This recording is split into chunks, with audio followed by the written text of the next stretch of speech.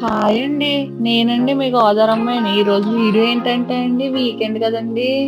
అలా గుడికెళ్దామని స్టార్ట్ అయ్యామండి నేను, మా తమ్ముడుని. అదే పిఠాపురంలో దత్తాత్రేయ స్వామి గుడి ఉందన్నారండి. అక్కడికి స్టార్ట్ అయ్యామండి. గుడికెళ్ళాం కానండి ఆళ్ళు వీడియో తీనివ్వలేదండి.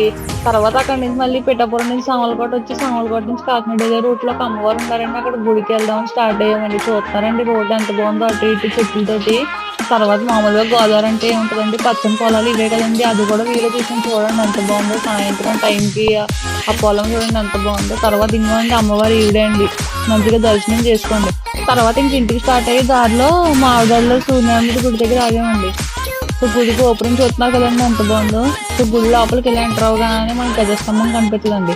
సో గుడి అలా అటు ఇటు కొంచెం వీడియో తీసాను. ఇదంతా ఒకసారి చూసేయండి. అలాగే ఇక్కడ ఏంటి తాబేళ్ళుని కూడా పెంచుతున్నారండి. చూడండి మొత్తం.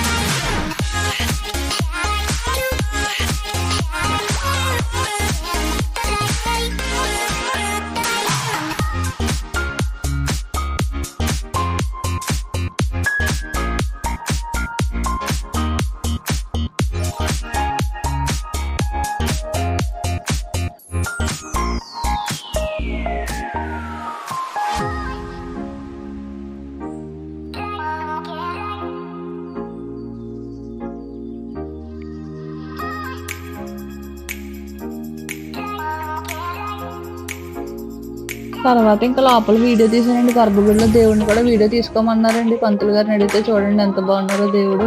చాలా కళగా అనిపించిందండి దేవుని చూడగానే. మీరందరూ కూడా మంచిగా దర్శనం చేసుకోండి. సరే అండి, మరి ఇంక వెళ్ళొస్తానండి ఈ వీడియోతో.